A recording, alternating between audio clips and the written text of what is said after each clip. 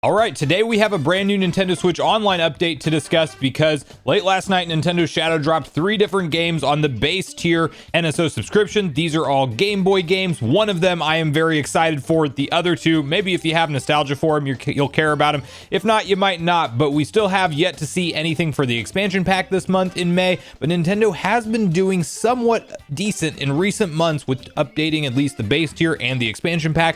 So let's hope that continues and we may even see an additional update come through. But you can first see this following post from Nintendo of America, which reads, 3 classic games are now available to play for Nintendo Switch Online members: Super Mario Land, Alleyway, and Baseball. So in this video, I want to boot up these games together, have a discussion of where we're at with NSO, these particular picks for the Game Boy library, and what we might see next from the service. All right, so as mentioned, we got some new stuff to check out: Alleyway, Baseball, and most notably Super Mario Land, because for some reason Nintendo decided to add Super Mario Land 2 well in advance before Super Mario Land 1, and now we finally have Super Mario Land 1 available. That's definitely what we're going to spend the majority of our time playing, and definitely what I'll hop into first. Just a lot of good memories from this game, originally on the Game Boy way back in the day, back before you had a Nintendo Switch and you could just play super impressive games on the go. This was the best looking visuals you could get on the go, but it was incredible at the time. And it's cool to see Nintendo kind of preserve these classic handhelds. I'm really glad with the Game Boy family of systems. Granted, you could argue like the Game Boy through Game Boy Color visuals don't hold up the best nowadays. That said, they still, if you have nostalgia for them, you're still going to have a lot of fun with these games. And I certainly have some level of nostalgia for the Mario Land games, and it's really cool to see these start to make it over to NSO. And again, I don't know why we had to wait so long for number 1 to finally hit, but we finally have it. So as I mentioned in the kind of the beginning portion of the video, it's really cool to see because in my opinion, I think we're seeing a lot more support a lot more frequently rather for NSO when it comes to at least one update in each tier per month. That's kind of what I've been wanting this entire time. And here in the last few months, they've definitely been sticking to that. Now, whether or not they do it long term remains to be seen, but as we're having some difficulties kind of talking and playing at the same time, let's get our star and then we can just kind of tear through everything. It's kind of cool, the different star power music that's in this as opposed to the other games. But I would also like a mushroom so that way I don't have to worry about getting hit after the star has worn off. We should definitely kill these guys first. Let's just go for it. Let's go for it. But yeah, glad to see these, and I do think that I still think there's going to be a really high chance that we actually do see something else in NSO in the month of May for the base for the expansion pass tier. And if that's the case, I'm a happy camper. That's kind of what I like to see, is one update for each round of consoles that are on there, or each tier of service rather, because you can't really expect them to do NES, SNES, and Game Boy every single time. But we get 3 different Game Boy games. It looks like Japan got an additional game that I didn't go read through what it actually is, but it's probably one that's not localized over here. So they actually got 4 Game Boy games, but this is just all entirely focused on the Game Boy for this round of updates. But I do think that this, more or less covers it for what we need Nintendo to do for the base tier. And now let's hope we get some N64 support and love. I mean, I know they're just kind of, really dragging out the N64 update schedule, but I would absolutely love to see some Smash 64 love, some Donkey Kong 64 stuff going on. Like, there's so many great games from the N64 that are still missing, and I really hope we see some of them soon. Even games like Conker's Bad Fur Day, I don't think is completely off the table now that we have, M-rated games within the service with well, I guess technically we don't have M-rated games on the US, but we do as far as Japan is concerned, because GoldenEye is like the highest rating that they have over there. They even had to create a mature version of the N64 app, which I think would give us some level of hope that we can see those type of games also here in the US. They may have to create the same kind of spin-off separate app type thing, but we will see, and we almost survived that there. But this is probably a good opportunity to go hop over to some other games. So let me go back to our main game selection here. And I will hop into Alleyway next, because while I don't necessarily have any level of nostalgia for this game, this very much looks to me like a game called Breakout. That was one of the first games I played, period. My grandma owned an Atari. Can't remember exactly which generation it was, but owned an Atari, and Breakout was one of those cartridges that you could play. And I spent a good majority of my early gaming days just trying to get the highest score on Breakout.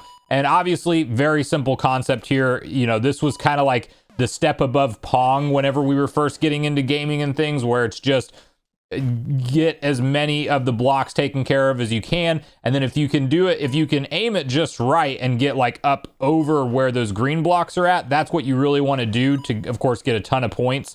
So there's kind of some cool stuff that will happen in a game like this, and I'll see if I can pull that off, but I probably need to maybe even break some of the blocks around it first before I can really get it to go in there easily. But anyway, games like this is fun. Ball speeds up as time goes on. That's what we're talking about. That's going to get you some serious points. So oddly satisfying for how simple of a concept a game like this is, especially if you have some nostalgia for it. Now, if you're like playing only modern games now, you're newer to gaming, this is not probably going to excite you in any way, shape, or form. But call me crazy. I actually think that this is super enjoyable. So again, another one that for the Game Boy version of it, you know, it's more or less breakout to me. Alleyway, I'm sure, has some nostalgia for other people, but this is cool to see on there. I'm not going to probably spend a super long time in this game or anything, but it's cool to have as a game you can take on the go with NSO, and that's really typically how I like to play these games. If I want to play something quick in handheld mode, these Game Boy games seem to be perfect for that, and especially the Mario Land games, like while you're traveling, that's going to be excellent. So cool to see on there. And then we'll quickly hop into baseball as well.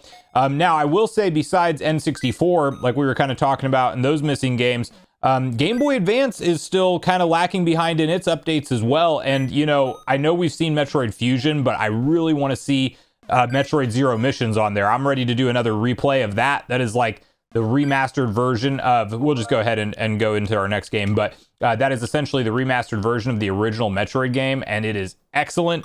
Definitely the definitive way to play that.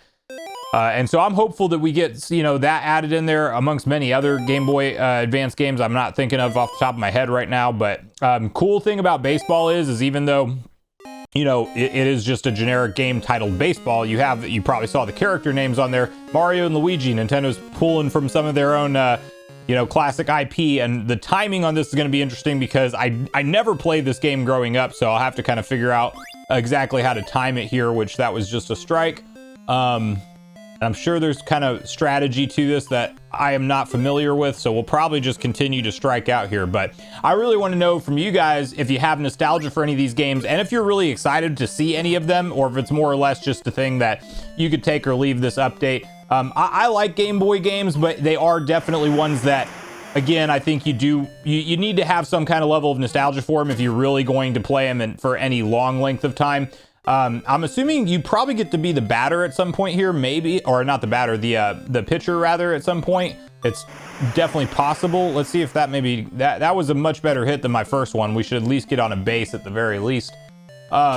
But yeah, you know, not a bad game. Very simple. Obviously, we're talking about like early 90s games here on a handheld console. So, you know, you probably don't expect anything in terms of advanced gameplay mechanics or super advanced visuals, but fun nonetheless. So happy to see middle May. So we still have time for an expansion pack tier update, and I'm hoping we do end up getting one of those. Let me know in the comments down below what kind of games you hope we do see next. I would definitely be down for another round of Game Boy Advance and N64 games, specifically some N64 games that I really want to play. Smash 64 with online play, Donkey Kong 64, Diddy Kong Racing. Games like that would just completely put NSO over the top this year for me, especially in a year where we're really light on Nintendo Switch releases in terms of new game content. I think you could make a strong case that Nintendo should more than ever before go super hard on their release schedule for NSO. I definitely think that that's something that they could do, and they could really step up their,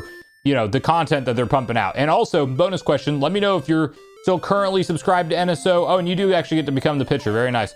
If you're still currently subscribed to NSO, if you're waiting for some kind of big update of new consoles or systems, or just a more notable update to kind of get you to resubscribe or subscribe for the first time.